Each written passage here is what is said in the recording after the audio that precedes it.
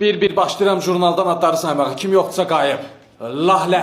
Lahlə? Kim var? Yoxdur Lahlə. Orada baxır bizim qrupda. Kimdir bu? Mənəm.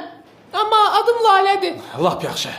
Sən indi zorsan da güə. Məni səhv çıxartdığıma görə qayıb yazıram sənə. Elə şey olur. Bəxtixiyar.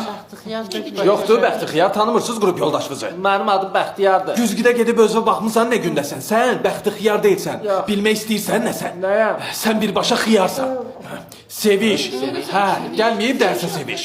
Özdə Sevişin axırıncı bir qaybı qalıb. Bunu da yazsam vızqırtdı bu semestr. Mən. Ay, başla! Görsən bayaqdan sənin adını çəkirəm, bilə-bilə cavab vermirsən. Mənim adım Seviş deyil. Mənim gözümün ikisi birdən ayrı. Əmdıl.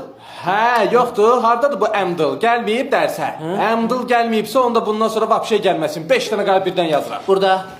Burada. Sənsə bəs bayaqdan səsini niyə çıxartmırsan? Çıxartdım da. Nədir? Gözləyirsən dəvətnamə göndərim? Düz 3 dəfə çağırdım mən Əmdıl.